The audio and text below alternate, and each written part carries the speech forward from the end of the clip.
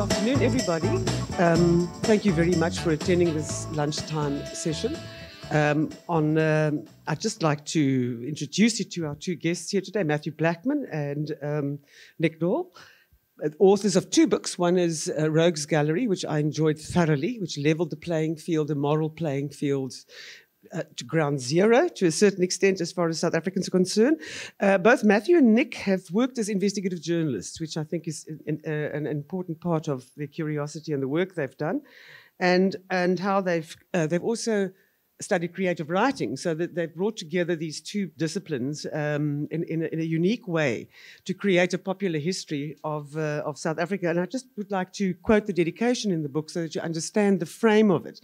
There's no way we can this afternoon in 1 hour go through what's in this book, but we'll try and talk around it and through it and in it, and you're welcome to also ask questions. The dedication in this book indicates, I suppose, the thoughts underpinning it. And you say this book is dedicated to all those who suffered at the hands of the undemocratic forces that have plagued our country. So that's quite a dedication. And then there's another little thing you've said, that poor South Africans, that every decade we've had has been visited by hate, discrimination, and power-hungry politics. So, you know, hello to the new, and in between that there's been gems. Okay, so I think as journalists, both of you might know the quote that we kind of write the first draft of history. Tell us a bit about your roles as journalists and how that, does that play any role in your idea of history, seeing as you might have contributed to those initial scrawlings of wherever it was you've traveled and written about?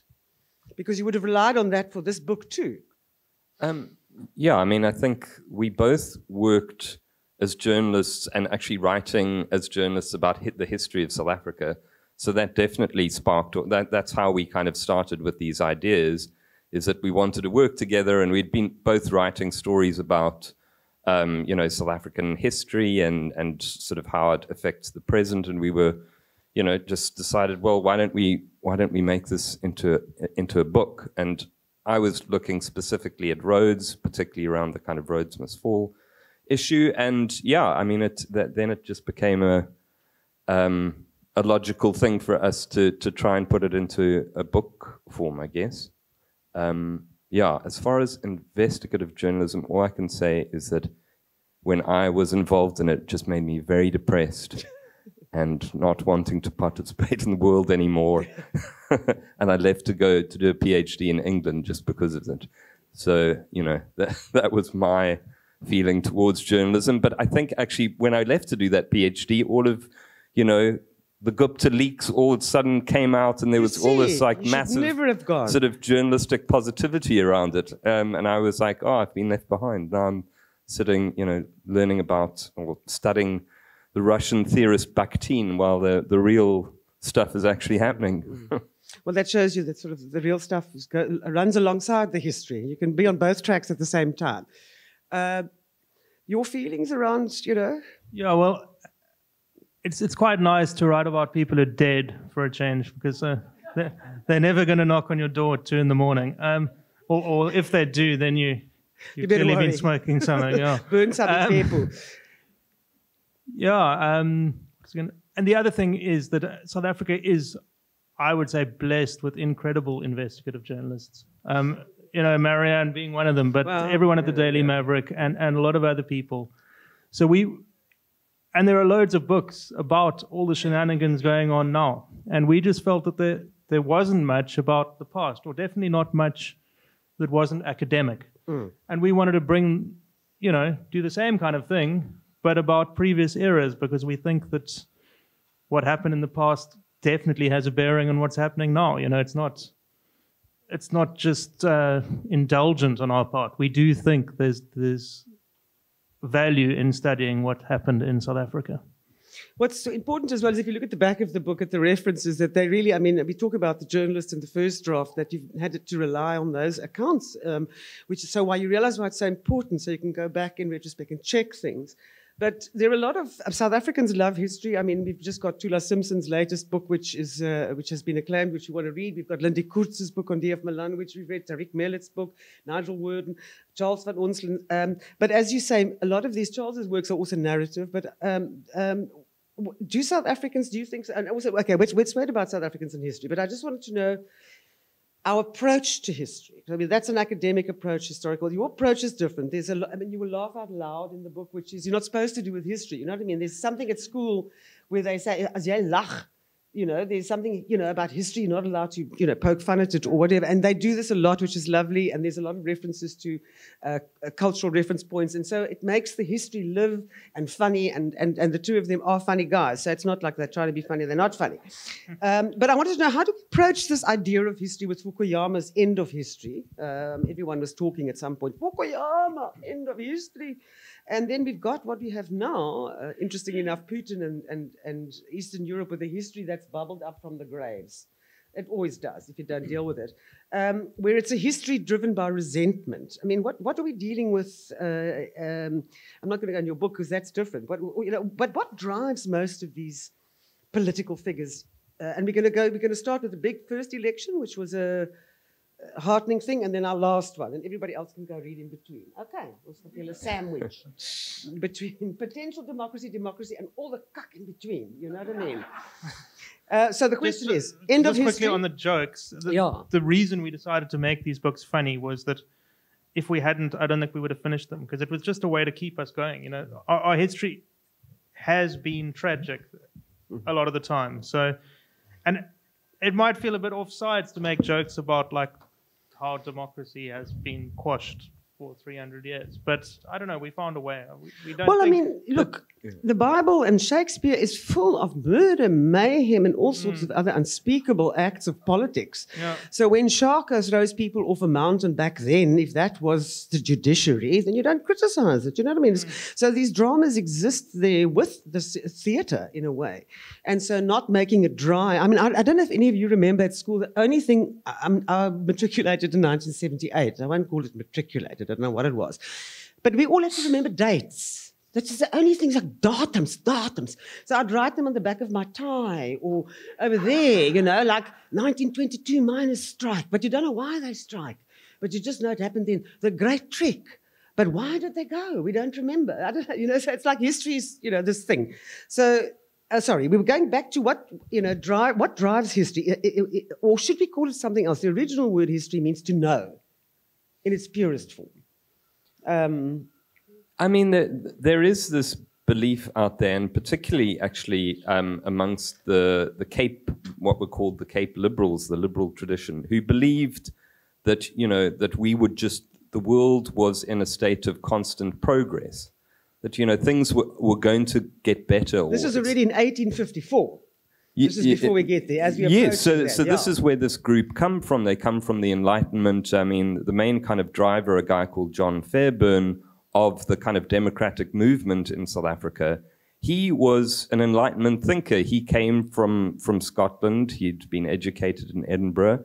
And he came with all these Enlightenment ideas about the equality of man and, you know, all of these things that had been the kind of foundation documents of the Enlightenment. And I mean, but you know, the one thing about Fairbairn, he fought really hard for democracy. I mean, he never stopped his fight for democracy, and he's quite a remarkable character. But I think the inheritors of his tradition did have this kind of belief that, okay, well, we've got this democracy in the Cape in 1854. It's a non-racial democracy. It has a limitation as far as property ownership is concerned, but you know, men over the age of 21 who own property over 25 pounds could vote, you know, no matter what race you were. And I think a lot of them, like people like John X. Merriman, just thought, well, you know, like the world, and actually even to a degree, Smuts believed that there was this kind of natural progress. I mean, the bizarre thing about Smuts is that he kept pulling the handbrake up to this progress, but always said, oh, but at some later date, you know, these more liberal types who are not us will sort these issues out. But so Smuts is a strange person, but also believed in this natural progress of man. And it's just, you know, particularly around 1910, palpably untrue.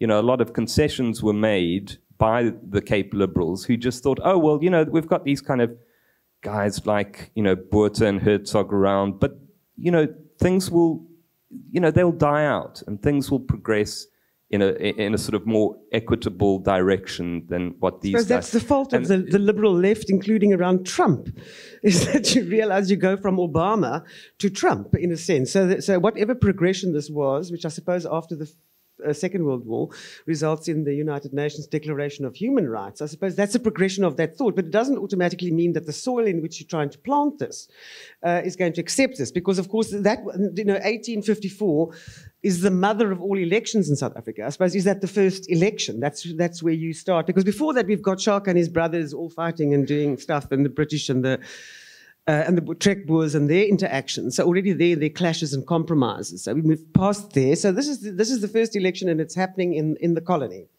and it's quite unique because of all of this at that time. Yeah, and the people who were direct. I mean, they did a remarkable job. You know, people went out in wagons to try and educate the electorate, and they went off to the mission stations at like Dall and tried to tell the missionaries, you know, you must tell people who own land. I mean, it was an incredible moment, bizarre. You kind of look at it and think, how could this possibly have happened in this country, considering what would happen later? But, you know, the first 20 or 30 years in the Cape Colony there was this kind of remarkable democratic movement, and the people who were against that democratic movement were actually the rich merchants from Grahamstown. They were from the east. They were the drivers to try and stop the democracy from actually happening, which is, again, a strange thing. You had, you know,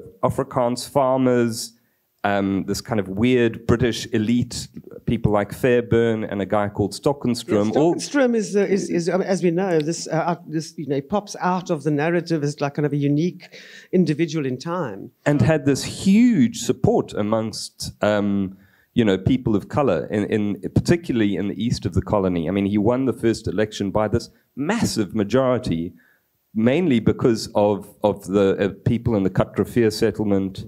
You know, who supported him. So, I mean, he had this, you know, huge following.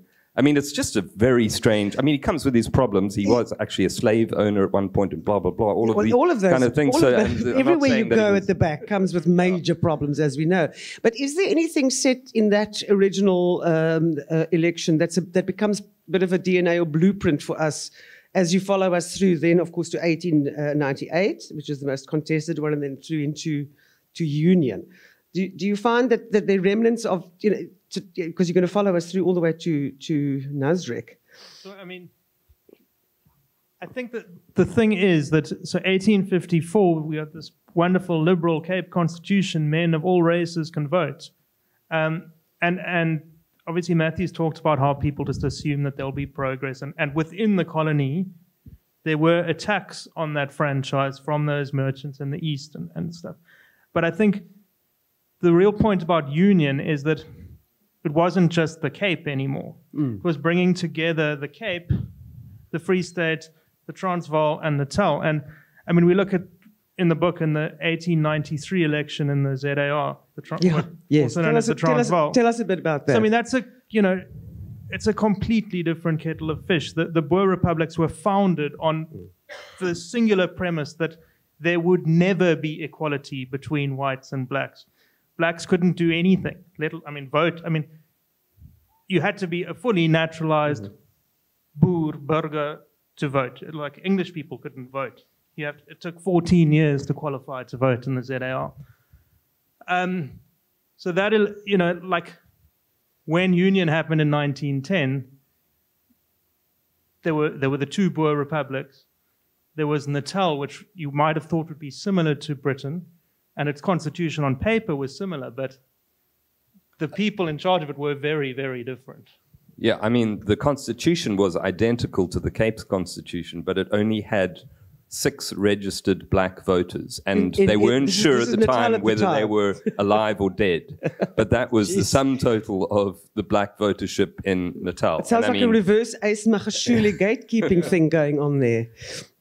Should I talk about the 1893 Yes, election? please. I mean, that's quite an interesting one. So, but a little bit of a tangent. But anyway, let's go there.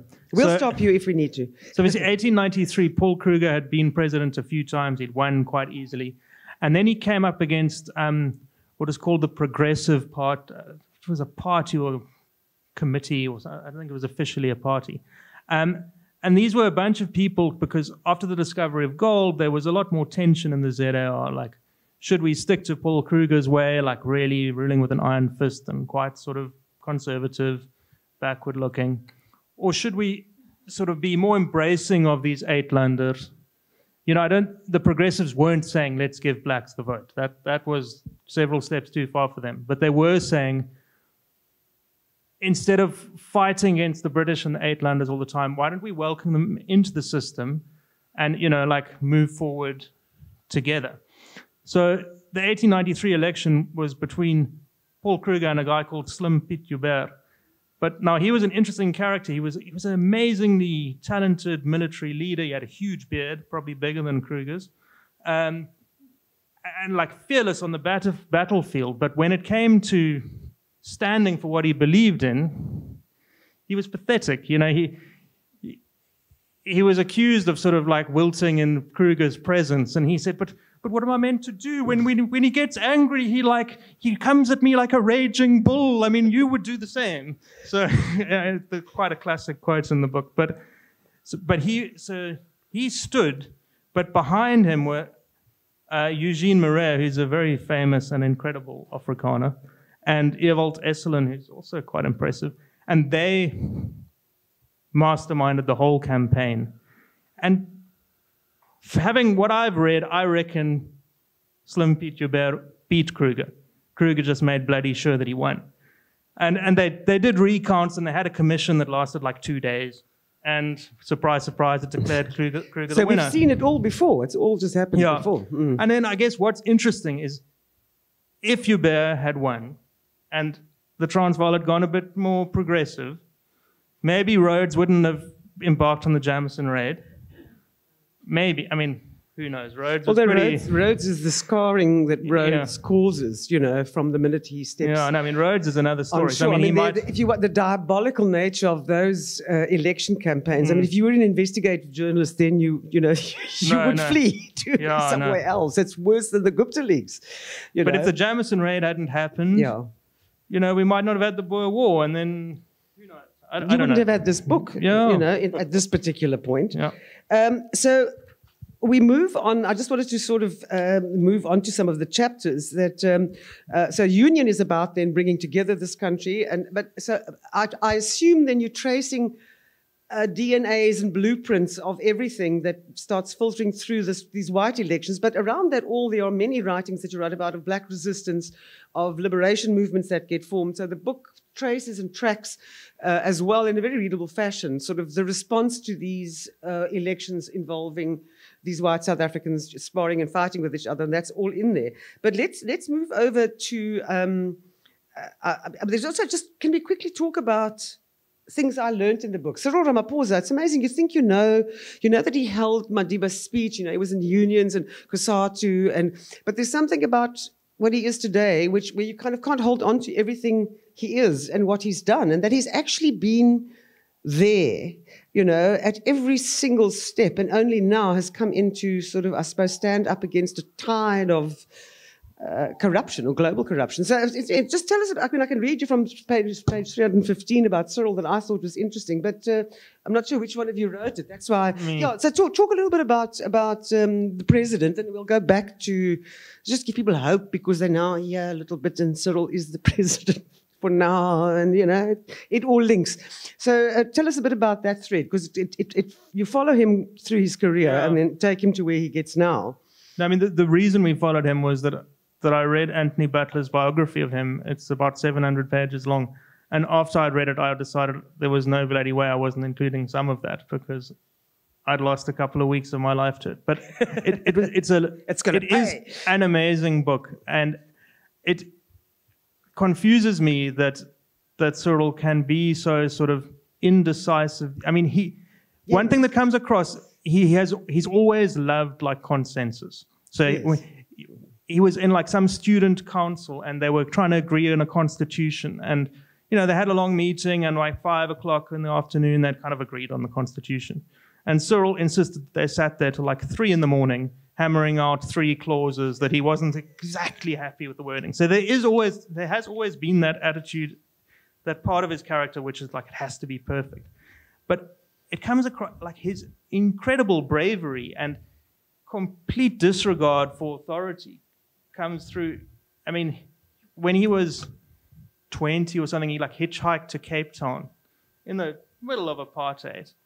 3 black guys hitchhiked, 20-year-olds hitchhiking to Cape Town. And he would just walk into a restaurant with a Slechts Blankes sign on it and just sit at a table and just be served. And like if someone looked at it, he'd just like ignore them. He, when he was a young law clerk, there was a black lift and a white lift. And he would take the white lift every single day. And his boss said, geez, the superintendent gave me hell about this. But he never mentioned it to Cyril once, you know, which is...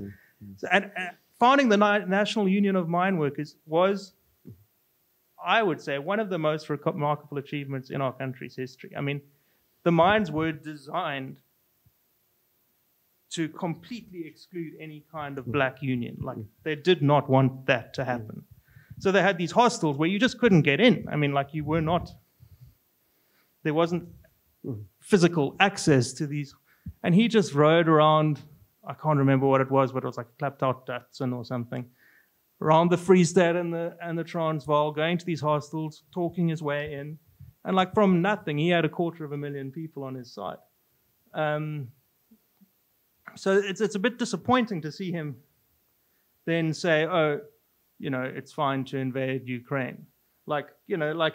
He comes across as this person of real principle and power, and I think it's very different when you're the head of a political party, which, like many others, has sort of been subverted and has become a criminal enterprise, and that you can lose your life because of it. I mean, that's where we ended up. But I mean, what I'm just trying to highlight is that I read a lot, and many of you, I'm sure, read a lot, and there are great popular histories to read. But weirdly, I hadn't held on to Cyril's, I don't know whether it's because Mandela overshadowed and Thabo Mbeki's presence, and because they became presidents and he didn't and went off into business.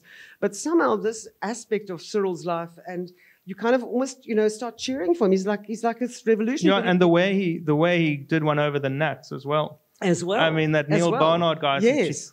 I've been impressed by Ramaphosa, angered by him. He just basically completely screwed us. What was that lovely quote that you had by Neil Barnard in that section of the... about making love. Yes, making peace is like making love. No one can do it on your behalf. Which is quite true, I suppose, you know what I mean? But, yes, no, go on. I mean, there is a real tragedy in the ANC and sort of what it's become, what it looks like now. I mean, the tradition within the ANC is kind of, you know, Ramaphosa's tradition, and it started, you know, in the late 19th century with Walter Rubishana and then Sol Plaatje. I mean, it has this tremendous history and these incredibly impressive characters, and, you know, their search for consensus amongst all of the tribes of South Africa at the time is how, I mean, it's a remarkable piece of history. And I mean, it is just so utterly disappointing what's happened to that organization. But, you know, it has this remarkable, really remarkable history from its foundation. And I mean, that is, you know, it makes me cry every time I look at it. What's quite interesting is I see that my colleague Stephen Grooters writes, I mean, those of us who follow ANC politics, is that the Eastern Cape was the largest voting bloc until Jacob Zuma becomes the president of the ANC, and you cover that. We can perhaps go into that now. In which case, KZN then becomes the deciding province, and simply because the extraordinary internal mechanisms. Also, if you look at you cover this too, I would like you to talk about it. The mass democratic movement of the 1980s in South Africa, and that Cyril belongs to that cohort of leaders, and that some of the leaders in exile come back, and there are these clash of cultures that also begin to happen, and they're still playing themselves out. I think with the Robben Island bunch. Absolutely, and I think those issues, and at the same time, you've got to run a government where there's no money in the treasury because the previous governments just left it empty. So we've done pretty good considering all of that. But where were we in terms of okay? So Cyril's role, interestingly enough, he's here in the book, and then let's go from that first Liberal election through to this. I don't want to call it. I'll call it a desert storm of Nasrec, because by the time we get to Nasrec, the ANC is so infiltrated by money and so spoiled. I mean, you actually were speaking earlier on about people going out to mission stations campaigning. You can't, in the ANC at the moment, if you don't pay someone, they don't do anything. They won't even put up a poster for you. And that shows you the lack of sort of ideological basis that was born in that Eastern Cape. But let's talk about your last chapter, which takes us to here now, because it's quite a thing. Nasrec. Yeah. So Nasrec, I mean, I don't think you can really talk about Nasrec without talking about Polokwane.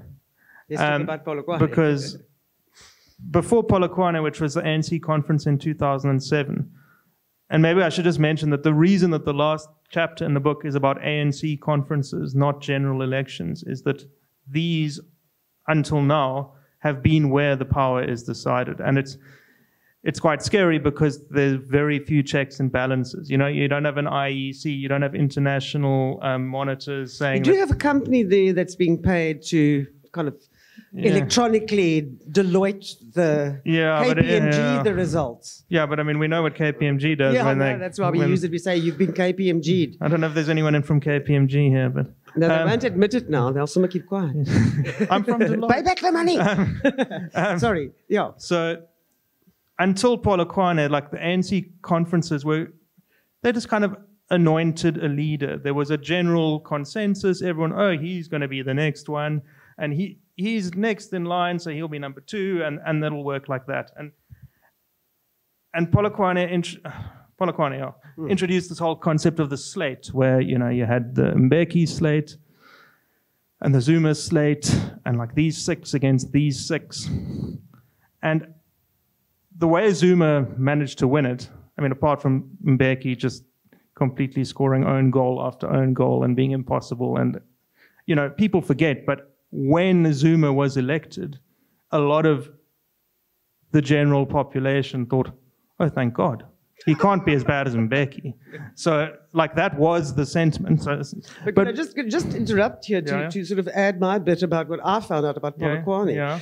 Oh, no, it was Nasrec, the 45 million they tried to steal from. The 35 million was stolen from the Crime Intelligence Fund at Polokwane to pay people to vote. So already it starts there. Who knows how far back it goes? Yeah. So at that point, you realize if I'm going to pay you 1,000 rand to vote for you, if somebody else gives you 1,500, so you sell the party's soul. But I mean, Rhodes did that in 1898. Of course. That's why these politicians go there. They know. But But what Zuma did, which was quite clever, is that he realized that all you needed to do to vote at an ANC conference was to pay your 10 Rand annual membership fee. And because the kind of record keeping was so poor, you didn't really even have to exist. Someone had to pay 10 Rand and have an ID number, and then there was a vote. And so the ANC had always been led from the top down, kind of by these great thinkers, the Zulus and Tambos and all of that. And then suddenly Zuma kind of democratized it, but in a bad way, and got control of it. And so then you get to Nasrec, which is 10 years later, and you've got Zuma trying to carry on his legacy with NDZ as his proxy. You've got Ramaphosa, who's clearly the front runner, and I think most voters wanted him to be the leader. But he only won it by the skin of his teeth. 175. Yeah, and the slates weren't sufficient. So there was, in Polokwane it was 6 against 6. In Nasrec it was just every man for himself and woman, every person for theirself. And you had Mabuza coming a day or two before going, vote for me, I am unity. I am unity and unity is me. So, and basically, Mabuza ended up getting the most. Mabuza and Mashatile ended up getting more votes than anyone else because they kind of. But basically, it was a complete mess. Matthew? No, I just wanted to get in a joke about the Cosa Nostra, which the ANC used to be called, and you know, Zuma's influence, you know, influenced it towards, you know, a majority kind of Zulu party, which was, you know, that. Yeah. So if you look at the chapter, there are very interesting graphs of like number of voters in KZN and Mpumalanga, Free State, all these Zuma strongholds. They increase massively. So I mean, the Eastern Cape was way bigger than anyone else in Polokwane, but by Nasrec it was like third or fourth. And those branches, I mean, you know, perhaps people are not familiar with it, that, you know, if you're a member of the ANC and of a branch who's going to send a delegate, you've got to meet regularly, you've got to keep records. But, you know, Ace Magashule is also, you realize if you're a gatekeeper as the Secretary General, then you can manipulate those lists. I suppose it was inevitable that any strong party in power eventually, you know, comes to eat itself. You get the border beetles eating it up. But I just want us to remember, how many elections have we had in democratic South Africa? That's quite an important thing, because my friends overseas always gaan aan, and I go, but you know how many we've had? You're going to tell us? No, I mean, I think you must tell me, because there's in between. I mean, I can't count all the munis. You see, so many elections we can't even count. Well, we are that free. We've had national elections, and we've had provincial and municipal elections. So what is important to bear in mind about that is just that it's also part of, I think, South Africa's DNA. And why I'm mentioning this is because I've just read Karen Moore and Kirsten Pearson's book on the nuclear deal. And what is interesting there is just how much Jacob Zuma's worldview is premised on Vladimir Putin's worldview as well, in terms of that you govern in opposition to other people who are constantly trying to unseat you. You know, there's this chaos you create. Instead of delivering and looking at policy, you create smoke screens and do all sorts of other things. I mean, and if you look at the oligarchs and how Putin allowed them to buy, you know, SOEs or to just take them over, then you see that a similar pattern happening with our SOEs. So it's actually it's a worldview. It's a worldview. The RET worldview is that we have to redistribute what belongs to the government to an elite, actually. And suddenly people on the ground are going, Viva, yes, let's do it. I mean, we did see that with the Broederbond as well. That's exactly how the Broederbond functioned. But, you know, what is so kind of strange about South African democracy is how poor opposition has, you know, leadership has been throughout, you know, I mean, there's never been, well, certainly from 48 onwards, a strong opposition party who, you know, stood by a set of principles. They always, you know, changed their tack and, you know, chose some new, I mean, particularly, you know, the United Party in the 1960s decided, well, the only way of beating the Nats is becoming more racist than the Nats. So we'll, like, call them, you know, all kinds of names, and say that essentially, you know, the Bantustans were creating Cubas within South Africa. I mean, the rhetoric that comes out of the United Party is extreme. And I mean, why they went in that, why they believed that would win them the election, it's odd. And I mean, you know, we see it again with the DA at present. You know, that they can't seem to work out what the best policy is to take on. I agree. You know, the ANC, they're chopping and changing, and they change leaderships, and they have arguments amongst themselves, and public arguments. I mean, the one thing the ANC has been, up until quite recently, very good at is keeping their arguments out of the media. You know, they might have had arguments, but they're all, now it's out, now it's kind of out in the open. But the DA has these ludicrous public arguments, and the same was true of the United Party, and that's why the PFP, you know, started, was that they had this massive public argument amongst themselves, in which, you know, people like Helen Suzman was called, you know, the letter, you know, that cannot be mentioned, and all kinds of things, you know, and the Daily Mail was there to report it all, and, you know, the United Party a few weeks before an election is having this massive public argument amongst themselves. And, you know, the DA is exactly the same. I just don't understand why opposition parties can't go, you know, we've got a bigger ideal here. Well, you know, we want to get rid of these guys. Let's, you know, we don't like one another, but let's not make it public. What's the interesting thing about the DA's strategy has been to use the law. So, I mean, until recently, I went back and looked at the number of court cases or motions or issues that the DA uses in the Constitution in terms of the spy tapes, forcing the, taking that time. So I think the DA is cleverly, I think its optics and its message, don't resonate. But where it's been incredibly well resourced and clever is to use the Constitution in order to hold the ANC to account. And the EFF's done that on occasions as well. So, but this is not during an election period. This is, how do you see elections, if you look at July and you look at the Zondo report that's landing, and I'm going to open up the discussion to those of you on the floor who might want to ask questions in a minute. We have July insurrection, we have the Zondo report landing, we've changed the electoral code. I mean, we've got independents running. How do you see us? What is your, based on everything you know about us, which is a hell of a lot. I do really recommend you buy this book and put it in like one of those rooms where you sit occasionally and you want to open it and read it. Like Klein, you see it work. You can put it there because the people won't come out for a bit. But it's one of those lovely books you should have when you take with you on holiday, read it to the kids, have fun. But have it around, because you need to know where we are. Sorry. What do you think it looks like going forward? Because, I mean, already you see South Africans just basically saying, don't give the politicians money, give it to gift of the givers. They don't trust, but globally, young people are much less willing to trust politics, traditional politics. What are your thoughts on that? I mean, the youth is disinterested, uninterested in democracy. I mean, we were just giving a talk at a school the other day, and these kids were just sort of staring out blankly at us. And it was like, what is your priority when you turn 18?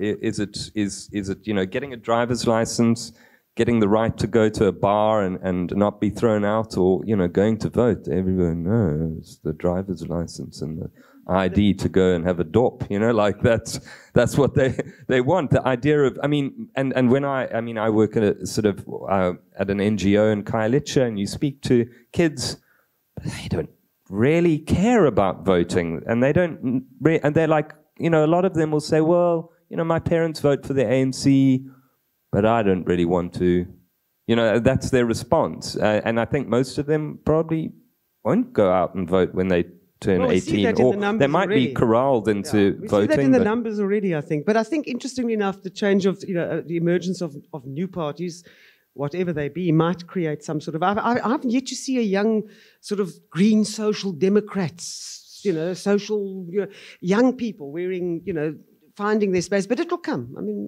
give them time.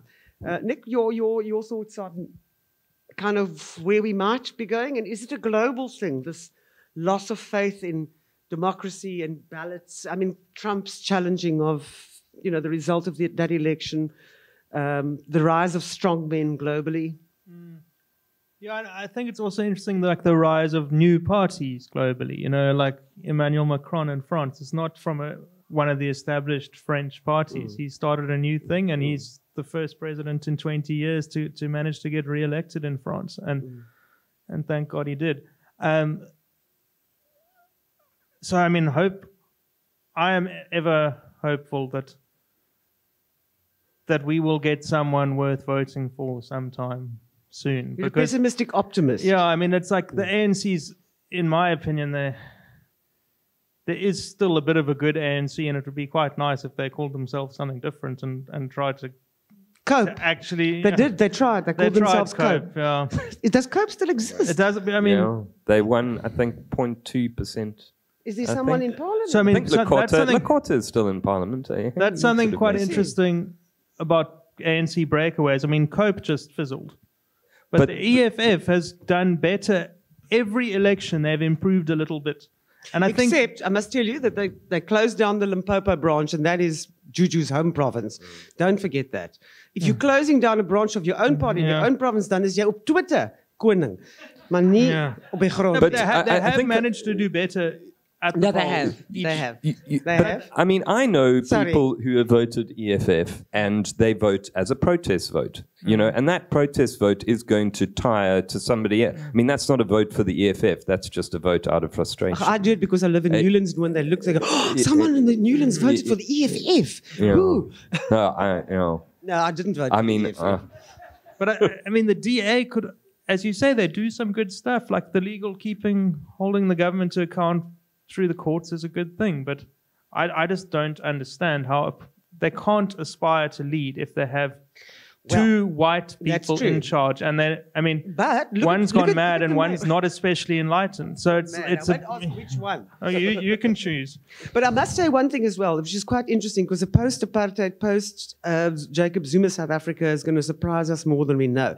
Because I look at Jordan Hill-Lewis, he looks like a cherub in a suit, this guy. But he's actually a very interesting mayor. And I go, but you're a white guy, and you talk about higher purpose. Sometimes I have to learn, I think, to think differently about it. It's the same as this this forum that's going to be started now by Heinrich, which is interesting. What does it mean? Is it what we think it is? So I think post-Zuma, a lot of us are going to be knee-jerk about things. I mean, I actually look at Jordan, I think... No, I mean, like, not bringing into... I'm not trying to... No, I know what you mean. I know what you mean. Like, optics-wise, it's insane. But remember the Western Cape at the first election. We all, loads of us involved with the UDF and everything else, thought we were going to win. ANC is going to win. And to win in Nats. Just, I'm like, the Nats won. You know, but apparently that was rigged. But anyway. I love us because the other thing about, I want to say one last thing before I take questions. George Steiner, the philosopher, said the reasons why the Nazis could invade Holland so easily and take over is because they are a law-abiding nation. In South Africa, you have to transport alcohol with armed guards. Okay. Moenie met ons dinge soek nie, né? Ons gooi klippe. And the government's scared of us. So don't forget that. Any questions from anybody? Would you like to speak to the authors? And I don't know, must I take the mic? He's got, daar sê ek, ons geweet het.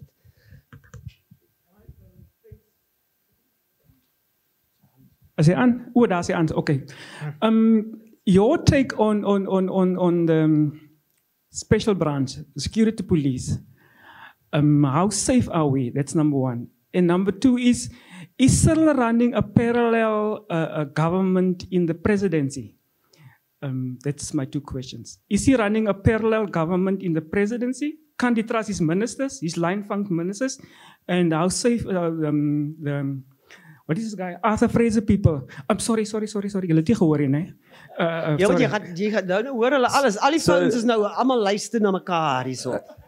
A couple of years ago, I interviewed Ronald Lamola at a prison, at Brandvlei prison, and the commissioner of prisons was Arthur Fraser, which I was, we walked around with Arthur Fraser, and it was, I couldn't believe that he was just standing next to me and walking around with Ronald Lamola, who's clearly part of the Cyril faction, or seems like he might run for vice president of the ANC, and he seems to be in the Ramaphosa faction. And at the end of the thing, I sort of asked him, how can you run your department when you've got somebody like Arthur Fraser standing at your side? And he looked at me and said, you deal with what you dealt, like it's not ideal. I don't want him here, but he's here, and that's the problem with the ANC is that, this weird collection of, this unity thing that won is just they're at one another's throats all the time, which actually I think means that they're so focused on each other all the time. The security, they probably knock on your door a bit. But for the rest of us, the burglar bars. They didn't knock on the door. I would have appreciated a knock on the door. They cut the burglar bars. They wore gloves and they stole my computers. But but they didn't hang my dog or do ugly things on my bed, which the security police used to do.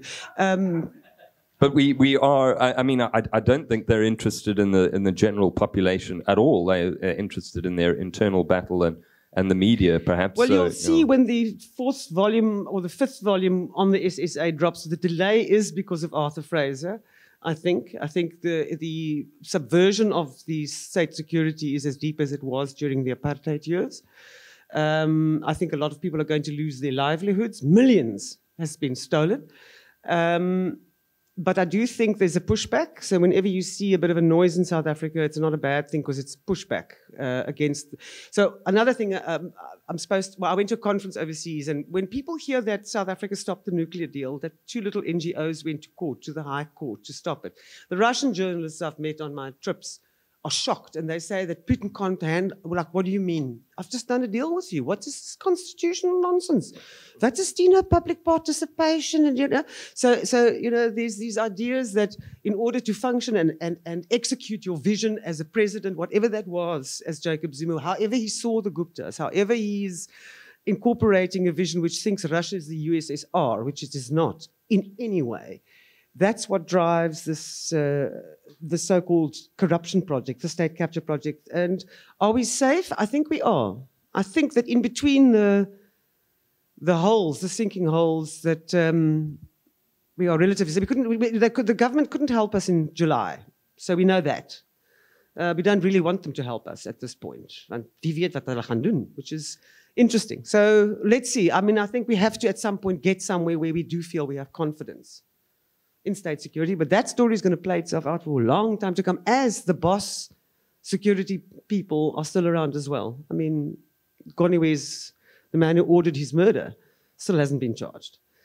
Okay, any more questions? Did we answer them? But what parallel? I mean, ek verstaan nie. Oh, I see. You see, I think this president waits for people to do the job they're supposed to do. Whereas Zuma would pick up the phone and say, meet me at Abdul's house and such a time, or not, I think Cyril is going to let people do their jobs. According to the law, you can't phone and intervene. And I think that he's a process president.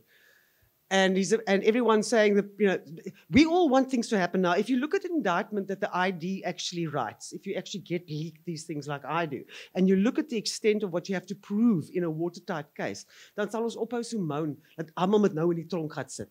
Because you need a watertight case, and it's not always that easy. So we must give a break to these people, because I think we're on the right path. It's not easy. But thank the ancestors, that we are moving towards something different. We all know it now. We've all been cucked in South Africa, as these guys helpfully have shown us. Rogues Gallery, every politician that's ever put foot on this country has actually hurt us in the long run, one way or another. And anyway, I just want to end this off by saying, kry die boek, dankie dat julle gekom het. Jammer ons het Engels gepraat, dus julle almal Afrikaans. Huh? Soos die Suidoostefees. Yeah, that's our fault. Yeah, but you understand English, hey? It's like, ek verstaan mos Afrikaans. Kan is my lekker gemoer daar in Pretoria. Thank you very much, Matthew, Nick. Thank you for writing your books. If anybody would like to invite them to come talk to schools, or anybody at schools, I just really think it's lovely to get children to engage. I've just recently read House of Parlo about the kingdoms that were in the Eastern Cape and how their democracy ran, and how money worked, how the economy worked. And I'm afraid, people, patronage is a part of our life. We're going to have to get used to patronage one way or another. But thank you very much for coming. Both our authors, I sometimes mix them up and I talk to them as one. But really, if you would like to chat to them, they're here, and they'll sign books if you want to buy or get hold of them. Maar baie dankie mense. Anything else you want to say before? Just vote, okay, while you can. The one thing, just you were talking about schools, is we didn't plan it this way, but we discovered a history teacher emailed us to say that Spoiled Ballads covers the grade 10, 11, and 12 South African history syllabus almost to the T. So we're going to make a musical, and then we bring all the kids, because then they'll remember it. Very keen on the musical idea. I'm so keen on the musical. The whole thing, Spoiled Ballads. Oh, you have each one coming in. Spoiled Ballads. Yeah, sports ballets. Thank you very much, everybody, and have a lovely weekend and enjoy it and be safe. And much love and all right. Well, thank you.